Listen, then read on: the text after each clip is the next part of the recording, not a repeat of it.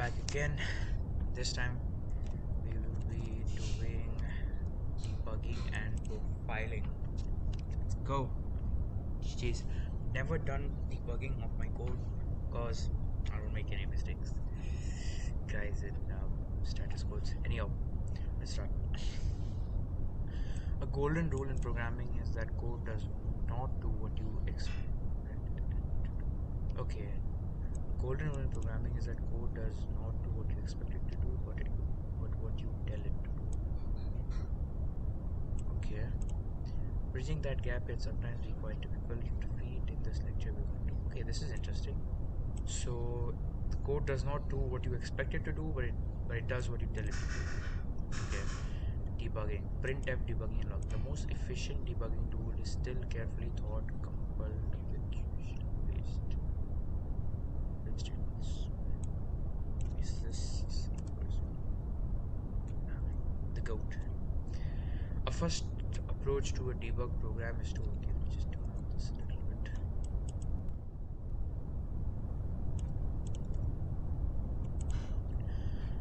First approach to debug a program is to add print statements around where you have detected the problem and keep iterating until you have extracted enough information to understand what is responsible for the issue. That's pretty much the entire debugging journey. The second approach is to use logging in your program. Instead of ad hoc print statements, logging is essentially printing with more care and is usually done through a logging framework. That includes built-in support for things like the ability to direct the logs, setting severity levels,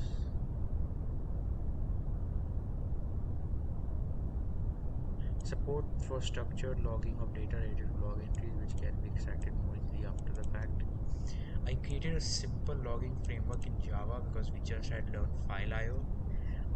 In fourth semester we had Java. Oops. So we learned file.io, and so I think the best use case of file.io is just using logging. It was cool. I didn't use that logging framework myself. Anyhow, logging statements you will also usually proactively put in while programming so that your data you need to debug will already be there. And indeed, once you have found and fixed a problem using print statements, it's often worthwhile to convert those prints into proper log statements before removing them. Yeah, that's smart. This way, if a similar bugs occur in the future, you will already have a diagnostic information without running the code. Debuggers. Print debugging works very well when you know what to print and can easily modify.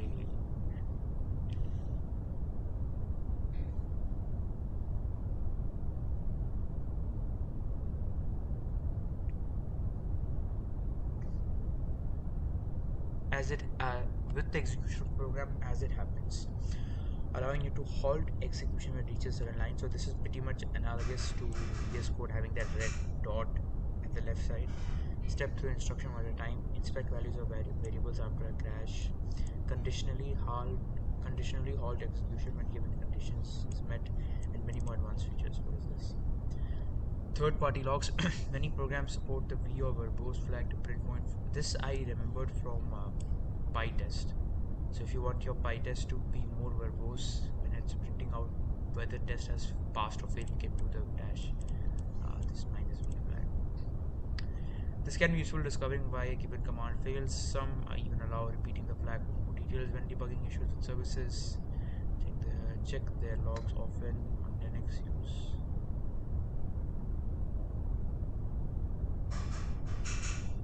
Interesting. See the changed. Many programming languages support or come with some form of debugger. The most versatile are general purpose debugger like general purpose,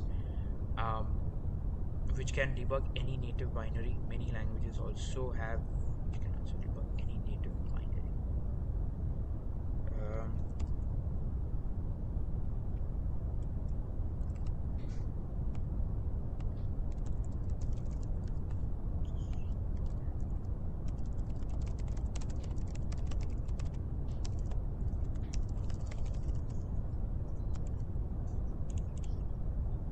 Yes, in the context, native binary essentially means machine code that runs directly on the CPU of a specific architecture.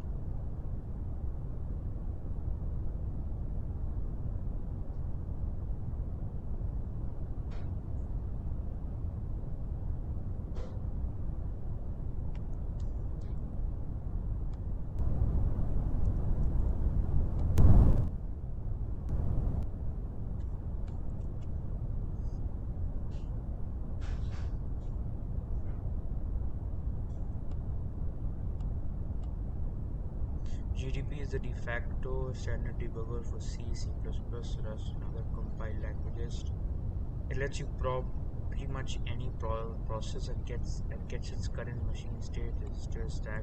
Wow, that's crazy. So I could, wow, program counter, stack. Wow, this is pretty much Koa's core. Interesting. Some useful GDP commands. Wait, are we supposed to know this for the future, or is it? Wait a minute. Um. Okay, I mean, I have no issues looking at this. So yeah, let's click on that.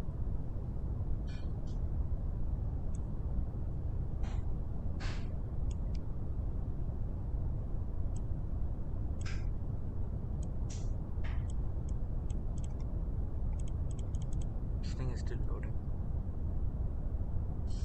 Interesting. Vertical order. Wow, go Fortran. It's funny how, because my dad also used Fortran when he was doing his engineering. It's quite funny, Fortran was somewhat the next rock star in that space. Now no one uses it.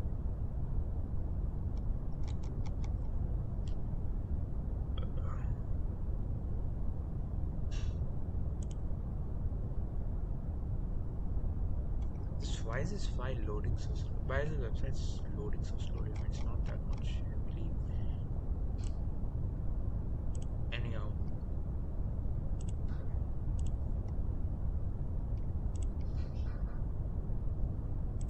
Oh, this is clickable link. It's like a picture. Start the program. So this is what VS Code does with visually. Continue execution.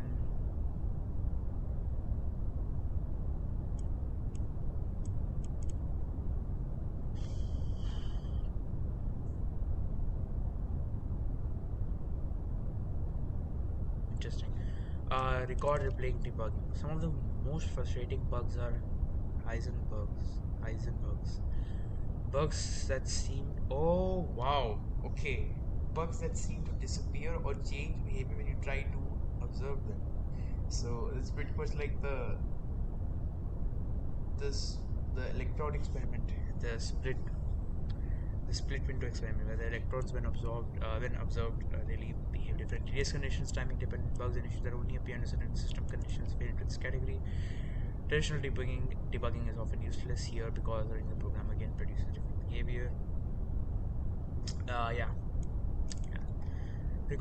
Solve this by recording a program's execution, allowing to replay it deterministically as many times as you need. Even better, you can reverse the execution to find, wow, RR is a movie also as well, if I'm correct. Aspires. Placing, ooh. You record a failure once, then debug the recording, oh.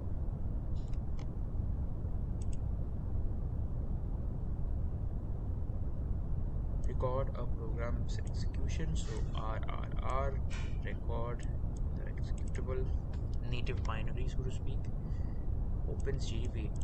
The magic happens during replay because the execution is deterministic. You can reverse debug commands, reverse continue, reverse.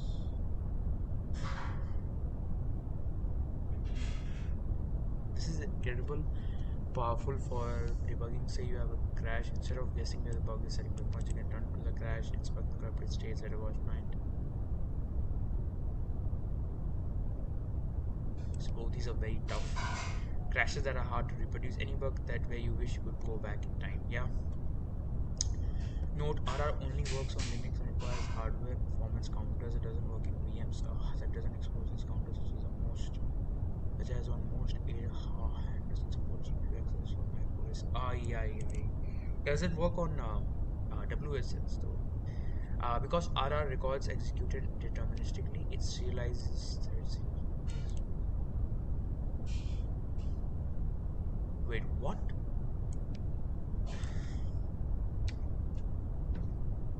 Wait, this is just breaking the purpose, because you told me that RR is used to find out bugs that are hard to replace. Now you're telling me that it serializes thread scheduling So the race conditions, though, so the race conditions that I wanted to find out using RR may not even manifest under RR. Once you capture a failing run, you can duplicate. I mean, okay, but you may need multiple recording attempts again. For bugs that don't involve concurrency or harsh lines brightness, you can always reproduce the exact execution and use reverse. Okay. I think I might just have to use Linux. Sometimes you need to understand how your program interacts with the operating system. Programs make system calls. Yeah, so I always want to know what a system call is. Um,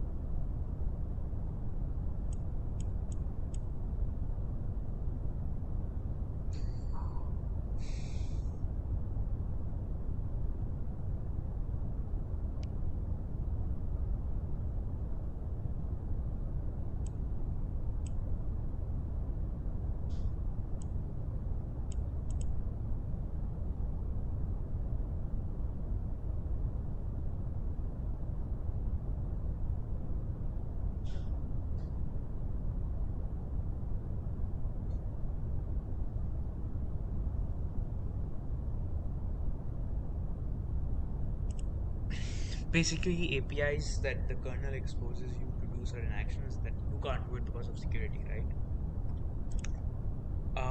Strays and oh, where's Windows? Does Windows even have a debugging suite? Because I feel like I'm being left out. strace lets you observe every system call a program makes. So we trace all the system calls. So this is pretty much regarding to forking. Okay, interesting. Okay, for deeper dive, check out Julia 11 is excellent. Okay, on Mac OS and BSD. Okay, I feel like I'm being left out because like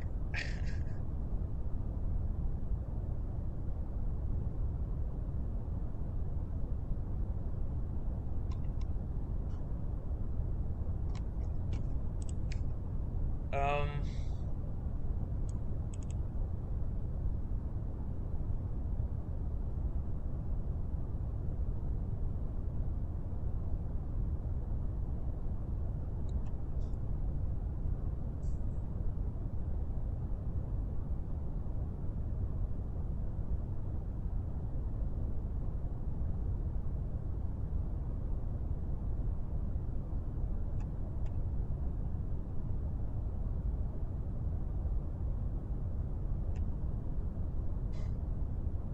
yeah, this I know. So I saw a video about sanitizers. Yeah, ASM. It essentially, so let's say you have all of this memory that is um, given to you. So this pretty much spreads all of this ASN everywhere, and it tells you if you have corrupted memory, but you have used this memory, or you've not freed this. I don't know, maybe I don't recall it correctly, but it's something like that. It just it has a performance overhead because it has to be present in each of these memory slots, and will just observe how through the program's life cycle it has been used. Memory bugs, buffer overflows, use after free, um, buffer overflows, and memory leaks. I don't know why they call it memory leaks. It should be called memory kidnapping. Are among the most dangerous and difficult to debug. They often don't crash immediately, but they corrupt memory in ways that cause anti. I remember that while I saw this in a video where while they were making Fallout Las Vegas or something like that, they had a memory corruption of 1 byte, and it was essentially, I guess, they were using a memory that they had freed, I guess. That's crazy. Sanitizers. One approach to finding memory bugs is use sanitizers, which are compiler features, yes, that instrument your code to detect errors. For example, the widely used um,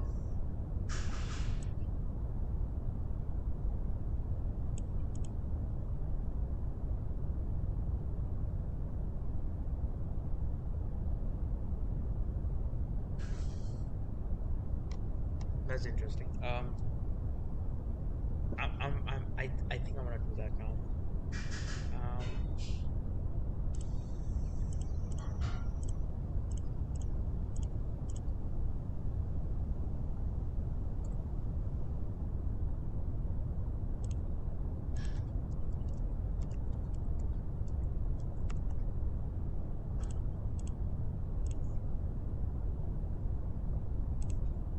what?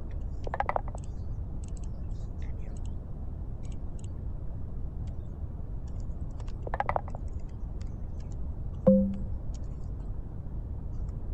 Okay.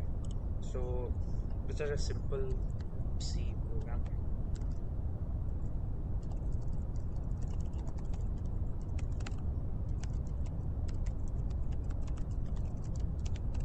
Okay. Just make it work. Cool. Okay. GC. Do I have GCC, right? I do have GCC. Uh, come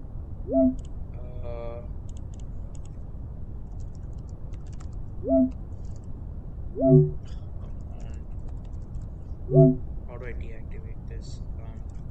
Deactivate. Okay.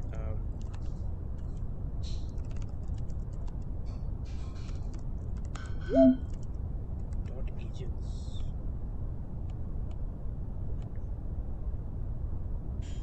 I never use an agent. Okay. Okay.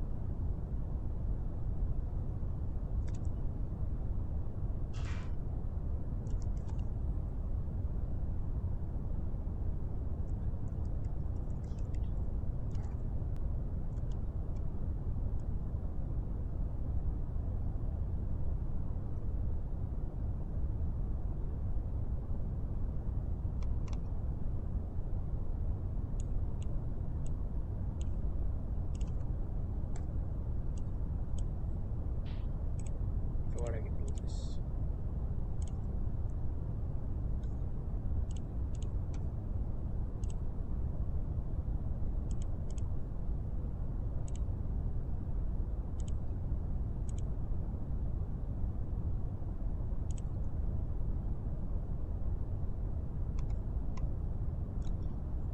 Another AI feature. What's this? Okay. Interesting. Yeah, so I forgot I have CS50p, which has all this test suite installed, or some form of it. So F sanitize address G program C out program. Okay. So now, yes. So I gave up learning C. At some point, I was like C is it's a very interesting language. Anyhow, um, let's just do more. Let's do debugging. Let's go into debugging. Okay. Let's do code main.c. Okay. Let's do standard in main. Okay. GCC. Let's just do GCC main.c. Output line.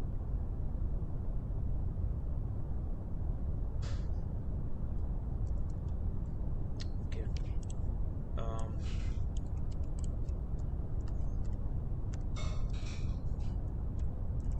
now with the flags, it's very fast service, as you guys can see. I type and then I see it like hold 2-3 seconds later. Let's run this. Okay.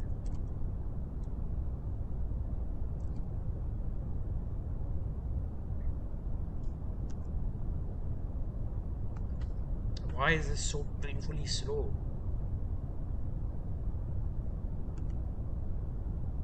Oh, come on.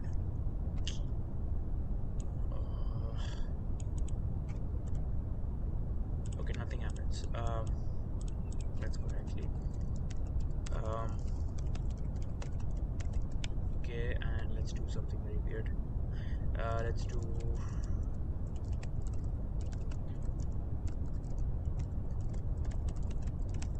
let's do something like this. We won't free this. Okay, yeah.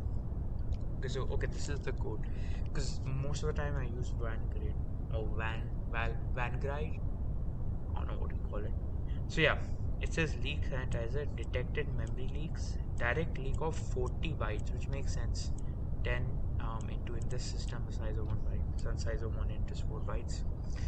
And it says, oh wow, it gives me the address. Wait, 1, 2, 3. How would I know from which? Okay, so the first so this is a stack trace and it tells me main on 7th line. Okay, what if I do free r r is equal to none, like and instead of this again, my bad.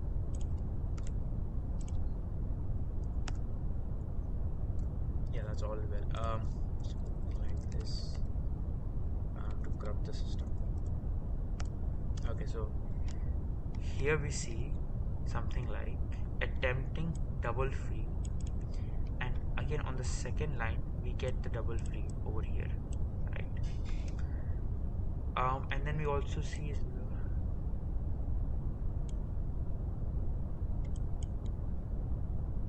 okay, I don't know what this means, but this is clearly helpful that I can do that. Let's say if I do something like printf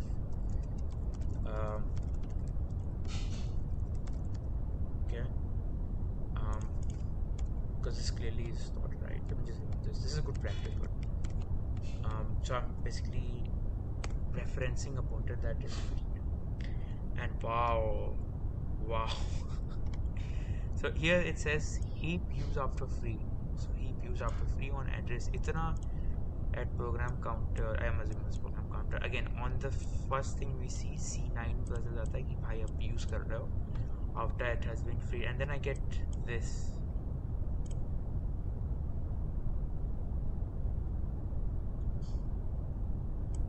Wow, that's actually quite verbose. I think there must be a flag to dial down the verbosity. But yeah, if I take this down, if I put it over here, and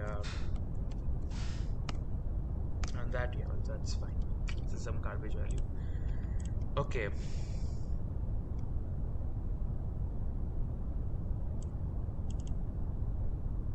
Yeah, Valgrind. Yes. Oh wow. So Valgrind instead runs your program in something akin to a virtual machine to detect memory errors.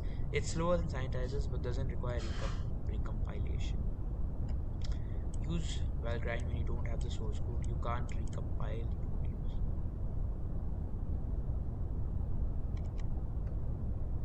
Wait a minute.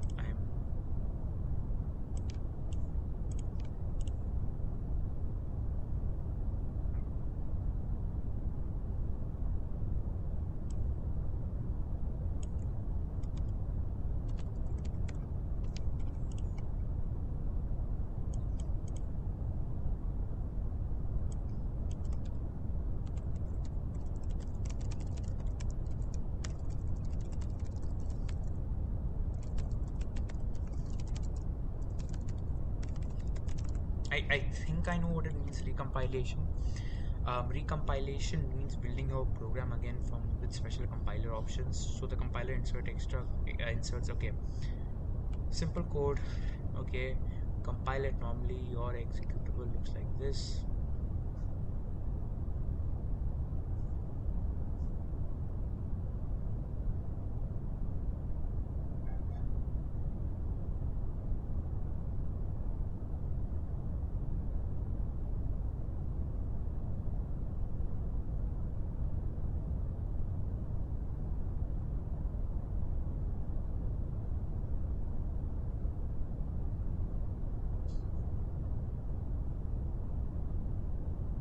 Okay,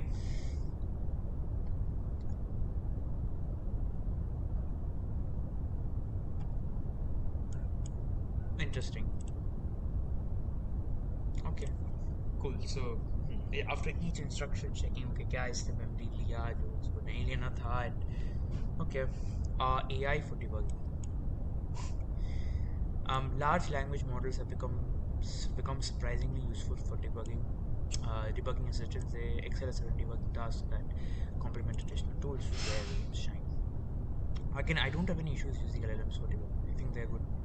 I think the issue starts when you start using them for code gen. But that also is a fair line. Explaining cryptic error messages. Compiler errors, especially from C++ templates or Rush borrows checker drama, can be notoriously cryptic. LLMs can translate them into plain English and suggest fixes. Traversing language and abstraction boundaries. If you're debugging a problem that spans multiple languages, say a bug in C library that manifests through a Python binding, oof, LLMs can help navigate the different layers. They're particularly good at understanding FFI boundaries. FFI boundaries. What does FFI stand over here in the context of this para?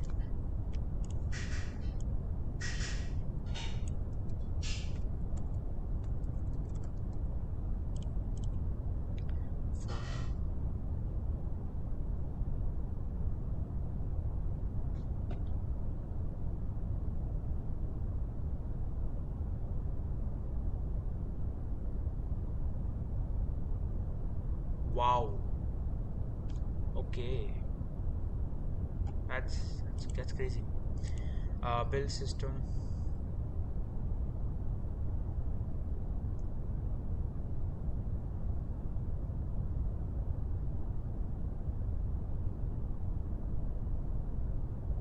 Yeah, I think I do this. Limitations, keep in mind, LLMs can hallucinate possible sounding or wrong, and they may have source flexible possible error. Yeah, they work best as a complement to, not a replacement for understanding your code. GG's. For meaningful stack trace and debugging, ensure your binaries and any link libraries are compiled with the debug G. Debug information is typically shown in a draft format. Wait, is it actually stored over here? Okay, no. Additionally, complementing with frame pointers makes sense.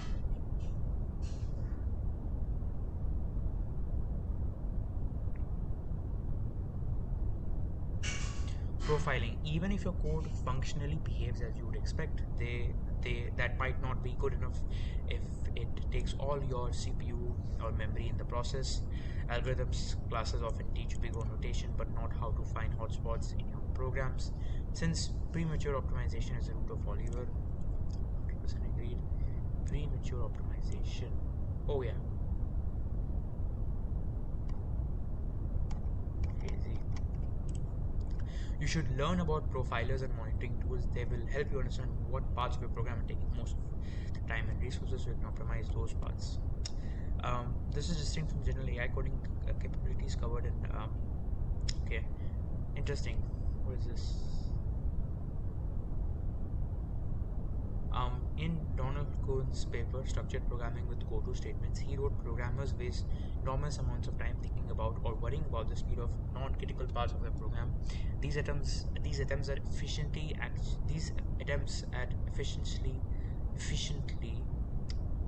these attempts at efficiency actually have a strong negative impact when debugging and maintenance are considered. We should forget about small efficiencies, save on time, premature optimization.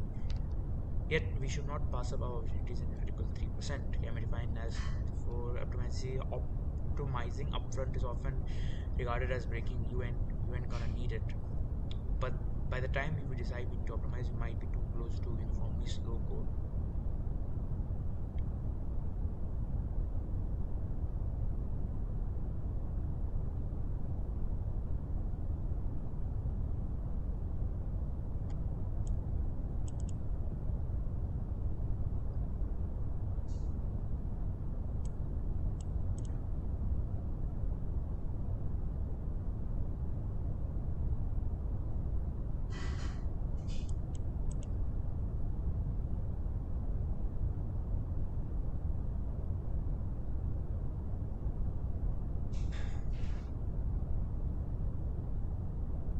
Another misconception is that any level of execution speed or resource use can be achieved.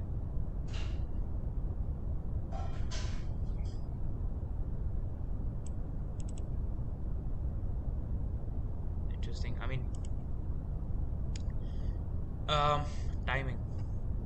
The simplest way to measure performance is to time things. In many scenarios, it can be enough to just sprint the time to your code between 2 points. However, wall clock times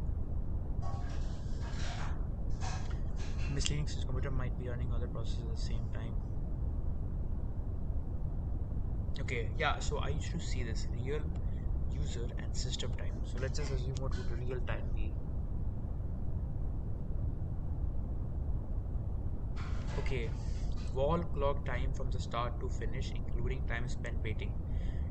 This reminds me of when we were in our operating system class and we were doing process scheduling, and we learned about arrival time, completion time, waiting time, burst time. Okay, and time spent in the CPU, time spent in the CPU running user code. So this is time spent in the CPU running kernel code.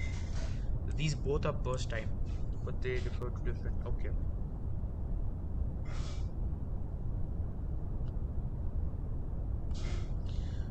So this is how long it took from the start to finish. This is how long we took in the user code. Here the request took nearly 300 milliseconds, but only 107 seconds CPU time. The rest was waiting for the network. Interesting. Okay. Okay, so these both are combined. Yes. Okay, resource monitoring. Sometimes the first step towards analyzing the performance of a program is to understand what its actual resource consumption is. Programs often run slower when they are resource constrained. Yes.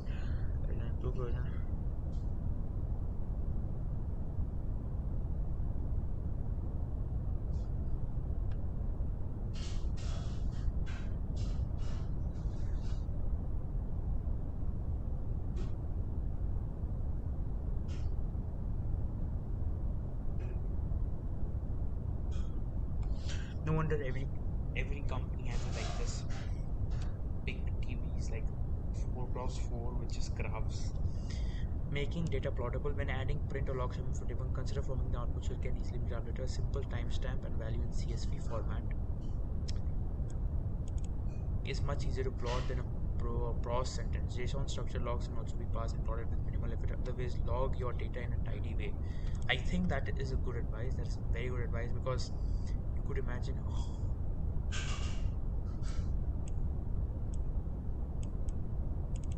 wow, that is a lot of happy families are alike. Every unhappy family is unhappy in some way. Wow, crazy. Yeah, I think we may have to make a video for this, reading through this. Also, nice picture.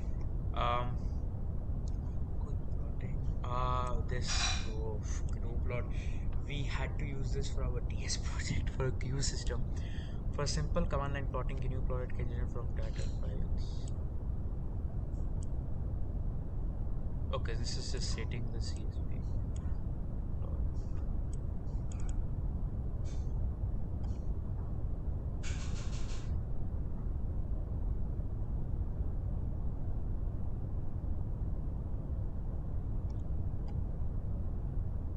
Plotting request latency over time reveals periodic slowdowns, garbage collection, cron jobs, traffic patterns.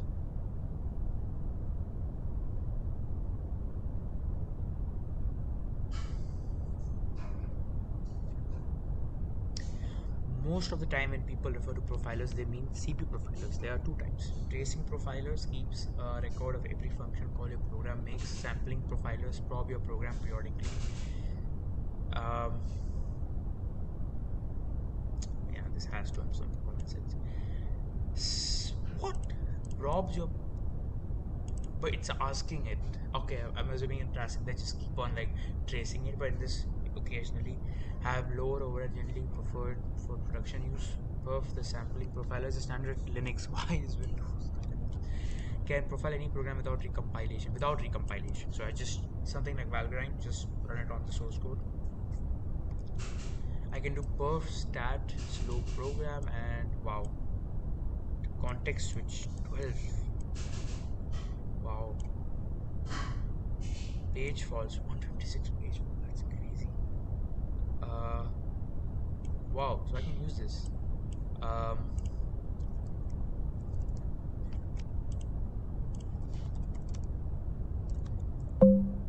what? Ref is not here. Oh, I am on. Wait, perf, right? PERF. PERF.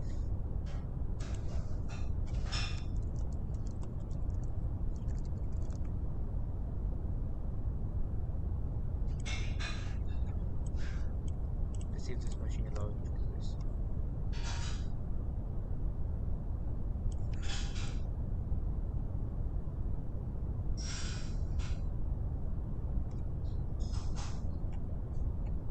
Uh, okay. Sudo install.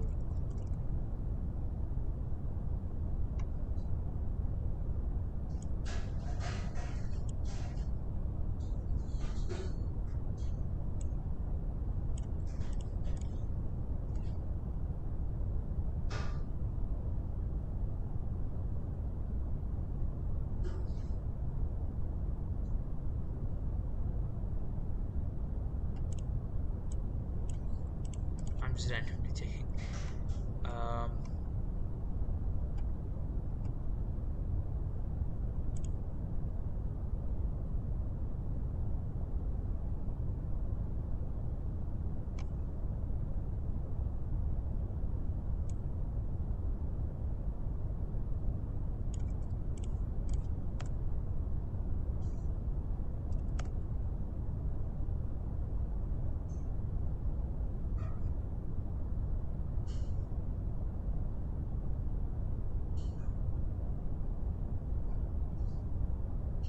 okay.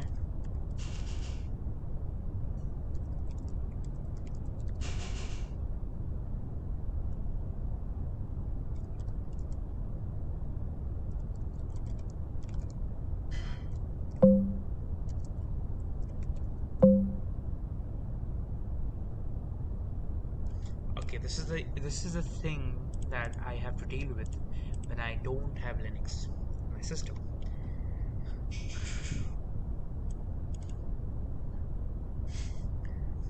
Yeah, that kind of sucks. Flame graphs.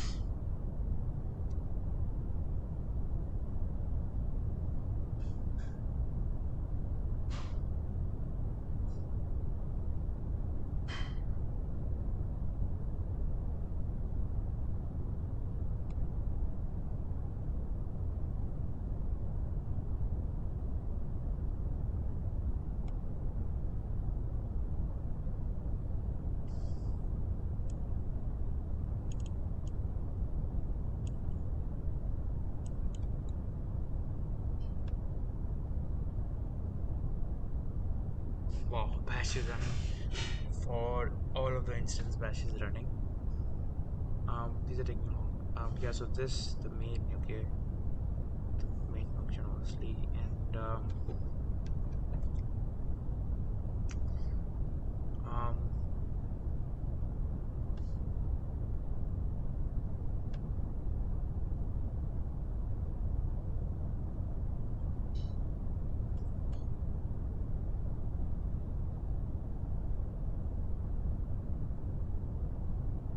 yeah, I mean I could see MySQL just being like, oh wow, that's crazy.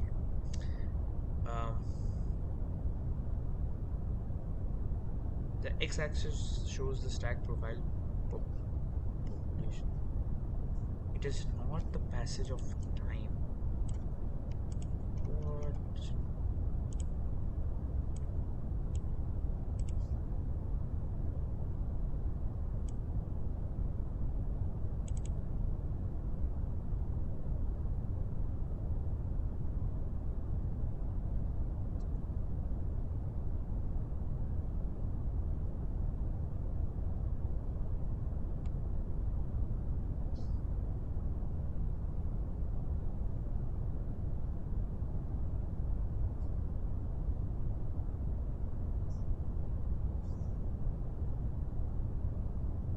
If you're using Python, I don't think you should worry about memory memory profilers, bro. When you need to compare performance of different implementations of tools.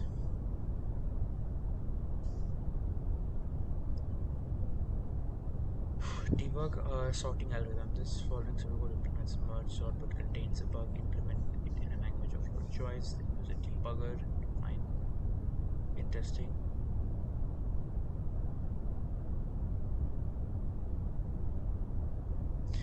I want to do it. Using RR is used to find the corruption bug. Save this program as corrupted.zip. Oh man, do I even have RR? Oh yeah. What is this? So we are making a structure with an ID and an array of score student. Student of 2.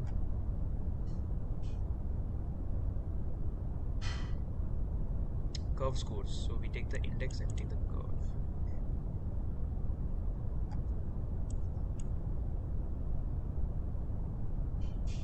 Okay. So we run this for 0 to 4, so 0, 1, 2, 3. So 4 times this will run. Why running 4 times? Students dot student index scores. I can already see the issue. This is gonna do 0, 0, 1, 2, 3, and this only has till 2. So gotcha.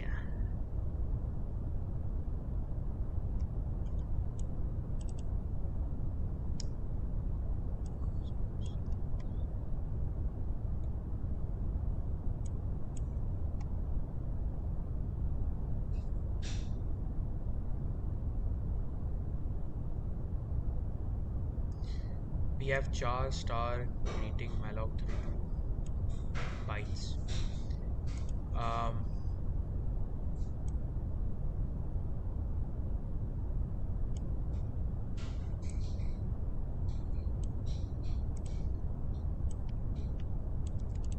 Oh yeah.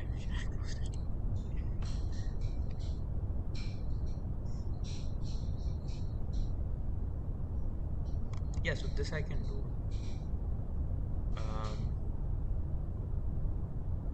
Yeah, so this I can do. Like, I can see what the issue is already over here, but I think they wanted this to be a demonstration of a simple program. So anyhow,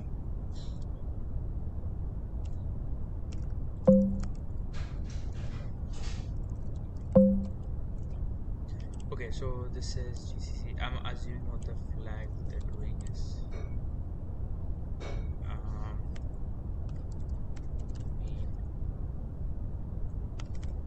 main, and this open. So it works, and let me just see what the issue is. So this is not layer 1, this is a very 52. I would do something like size of jar, right? Greeting. So we free greeting, and then we, after freeing it, we say, well, you're gonna now access it because that's the best step we can do. And obviously there's some stuff over here that's not working. Okay, I know what's gonna happen over here as well. Okay. Look at that key, and that's crazy. Main.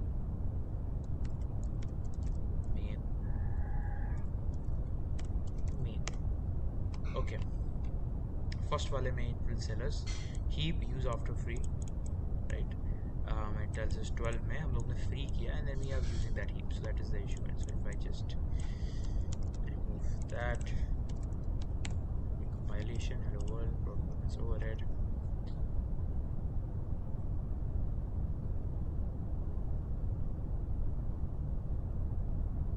Oof, crazy भाई.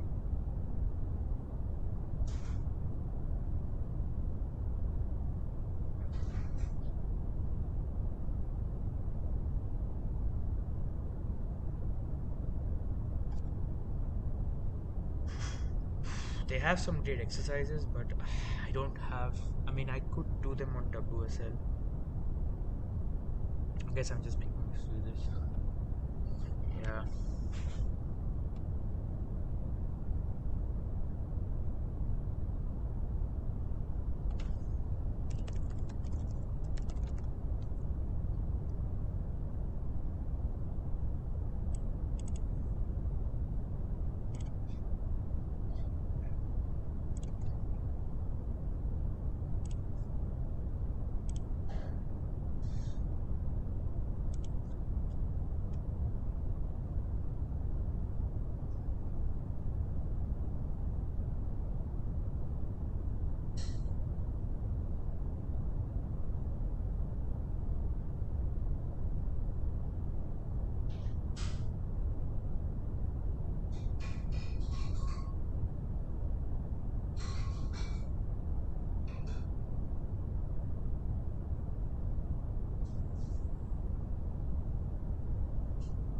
not able to understand what I'm seeing over here.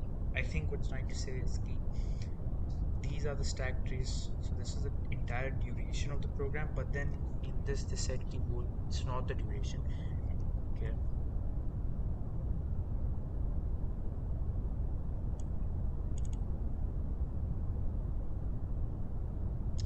The x-axis of the graph corresponds to the stacked depth, whereas the y-axis represents the time. Again, this guy said y-axis represents time. That guy was saying, in this example, main called function 1, which in turn called function 2, and so on. The width of each block, the width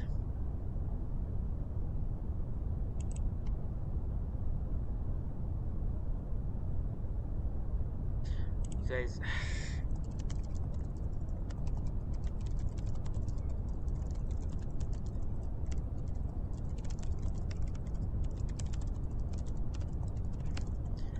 I don't really like to say it.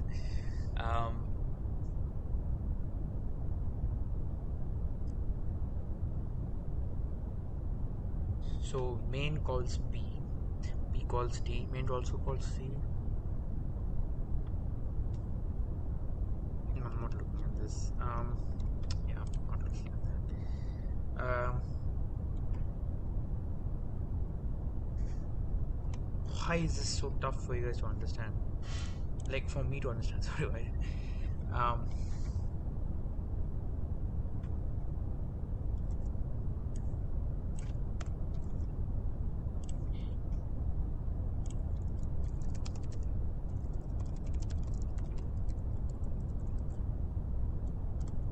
Also, doesn't the graph doesn't the stack goes up? I mean, it grows regardless anyways, but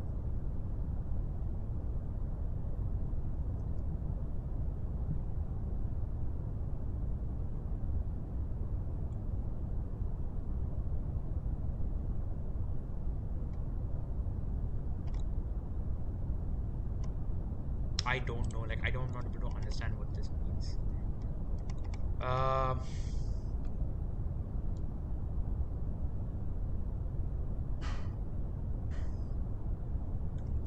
Okay, I will just. This is kind of like irritating me now. So I guess I'll see this is stack trees.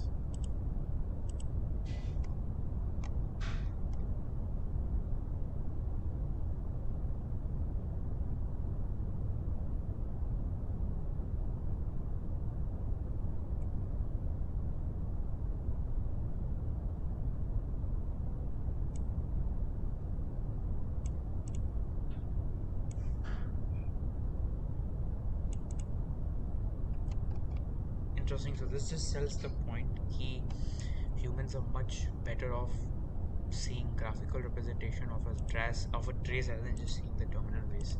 We're just not good at looking at like that. Interesting.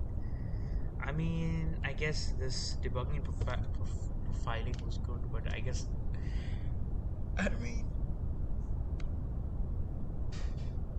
most of it will be used in low level profiling and all, so it's good to know. Yes, it's good to know. Code quality. Okay, let's get started.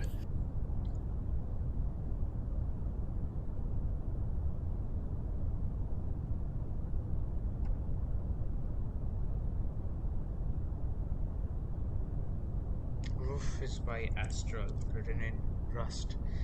And Astral is acquired by OpenAI, if I'm correct. This seems to be quite small. I think we can cover this as well. Also, code quality, never heard of it. Formatting. Code auto formatters automatically prettify surface syntax. Yeah, so in this segment, let me just make this. If I do style 50, if I'm correct, it will just apply those changes, will make it look so nice. And if I do design 50, it will say looks good. Oh, right, it'll open duck. Okay.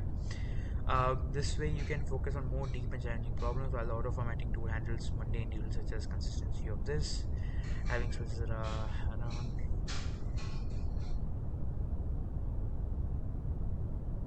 Yeah, yeah, pretty much.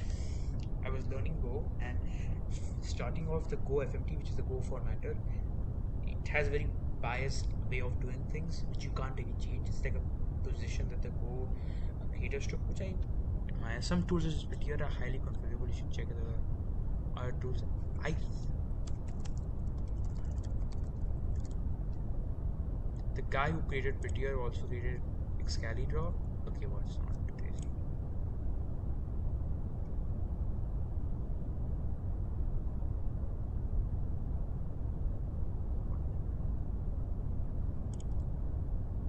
Birth of Prettier. Like I remember using it as an extension of VS Code. It was These people are cracked. You could set up with your so your code will auto perform it as you can also add editor. Okay, linting. This is formatted. Then you have linting. Linters run static analysis and analyze your code without running it to find anti-patterns and potential issues in your code. These tools go deeper than auto formatters, looking beyond surface syntax. The analysis varies by tool. Linters come equipped with list of rules, presets that can be configured. Good linters will have built-in help for documentation. Okay, wait a minute. So formatters just formats the code to look like clean and not like it's written by someone in the basement in darkness.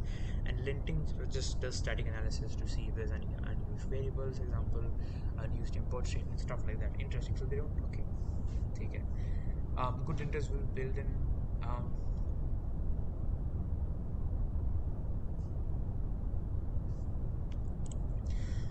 Which catches unnecessarily nested if statements in Python code. Checks for nested if statements that can be collapsed into a single if statement. Why is this bad? Nesting is bad. Testing if statements leads to deeper indentation and makes code harder to read. Instead, combine the condition into single if statements. Yeah. Okay. I wonder if they just like check statically ki agar if there's another if statement down, then we just combine both with an and. I think that's the analysis. I'm guilty of this a lot. My mind just some linters can not only flag issues but automatically fix those issues. Yeah, aside from which they're also annoying as well. Aside from language specific linters, the tool that might come in handy is some crap.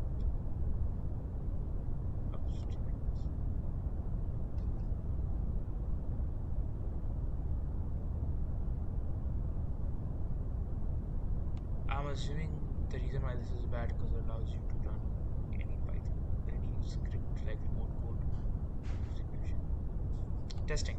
Software testing is a standard technique to increase your confidence in the correctness of your code. You write code and then you write code, then exercises the code you wrote and raises it if the code doesn't work as expected. Yep. You can write tests for chunks of code at different levels of granularity. Unit tests for individual functions, integration tests for interaction between modules or services, and functional tests for end-to-end scenarios. You can do test-driven development. This is how I learn Go. This is how I am in the process of learning Go.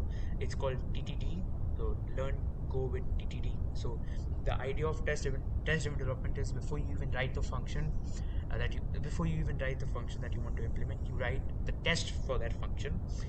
After you write the test, then you write the bare minimum function to pass those tests, and then you refactor that function while also making sure that you pass the test after each successful refactor of the code. When you find bugs in your code, you can write regression tests.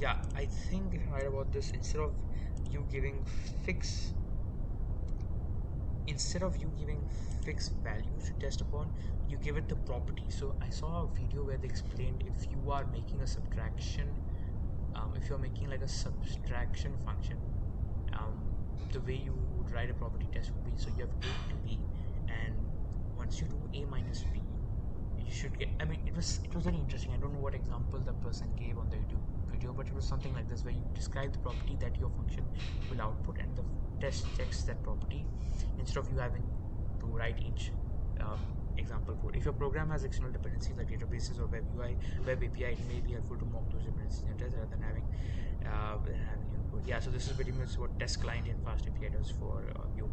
Code coverage is a metric by which you can measure how good your tests are. Code coverage looks at which lines of your code are executed when you're so you can show you're covering all code paths. Code coverage tools can show line by line coverage, just like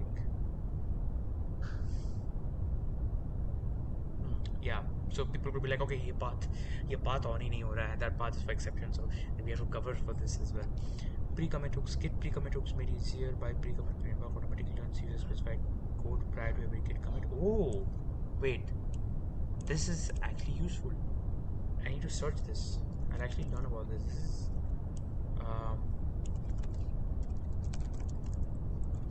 here. Projects commonly use pre-commit hooks to run formatters and letters and sometimes test automatically before every commit to ensure the committed code matches the. Okay, I like this. Continuous integration. Continuous integration of services like GitHub Actions can run scripts for you every time you push your code or on every pull request or on a schedule.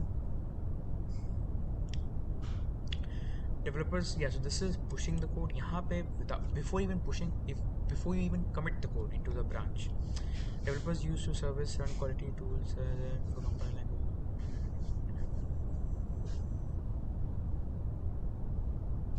Running CI, every push of newcomers can catch errors introduced into the main version of the code. Running on all requests can catch issues when configured submissions. Running on schedule can catch issues with external dependencies. Because CI scripts run separately from development machines, you can easily run long-running jobs there. This can be leveraged, for example, to run a matrix of tests across different operating systems and a programming language version to ensure this. As actually quoted, and I see how, a person like me with ADHD would just like toy with this for long. Generally, the scripts running in CI will not directly make changes to your code. That is scary. You will run tools in check-only mode rather than fixed mode. So, for example, the auto-formatting will raise an error when the code is not compliant with the format. Repositories often include status badges in there. Oh wow, yeah, I should see this. I was like, wait, crazy. Showing, oh, what the heck? Where am I? So for example, below is missing. Okay, so it's building, but it's not links. Interesting. Our link checker, which uses the proof.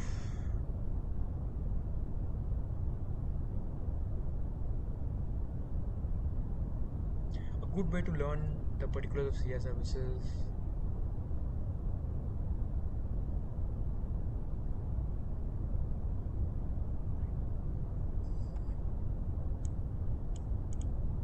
Interesting. Okay. Right.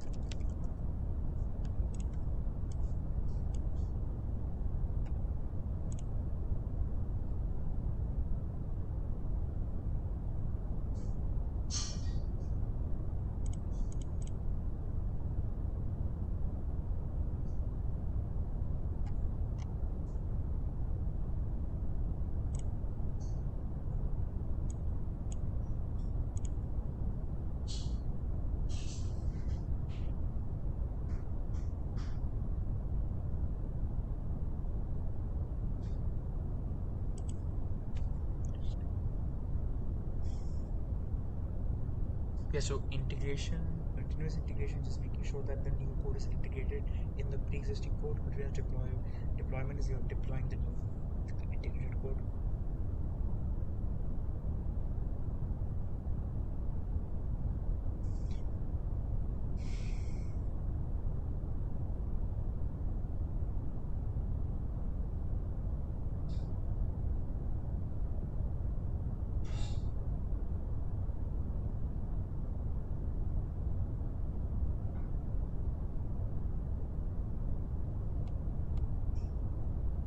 I mean, I am guilty of just using AI for records. Or like, I mean, in a fast API project, I was like learning fast API and we had to accept user mail. So I just use Pydantic's email stir type that does all that for me. So I think there's a lot of abstractions over Linux, which is great.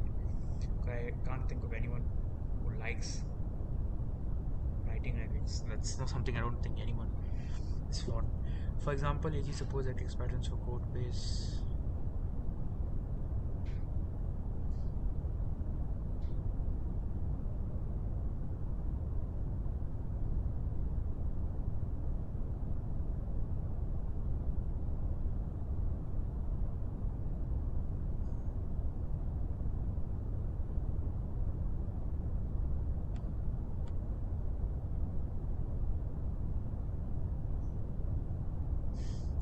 The journey to hell. Yeah, this website I used a lot.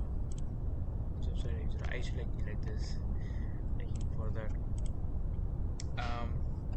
So ABC matches literally ABC matches the semester missing or the string semester. Okay. Okay. So this is, as far as I remember, digits.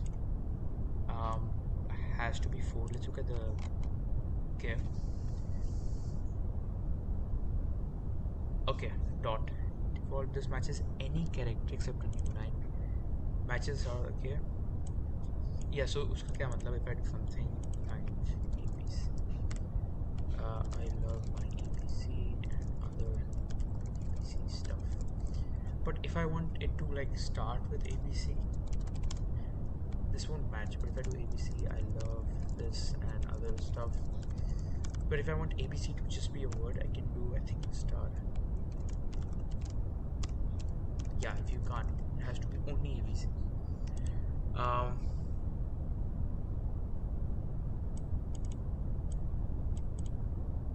Zero or more repetition. So this is essentially like Q naught A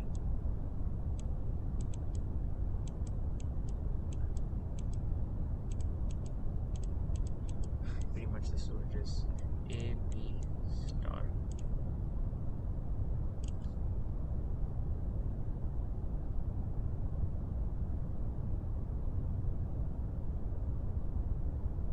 ABB, yeah. So this will be pretty much like ABB star.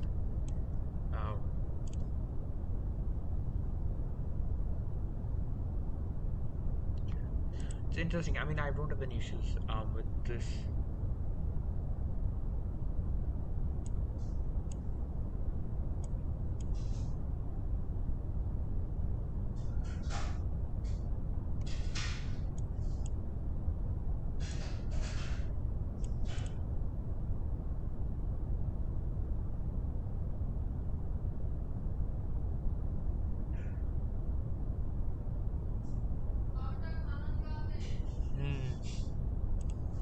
So guys, I think that will be it.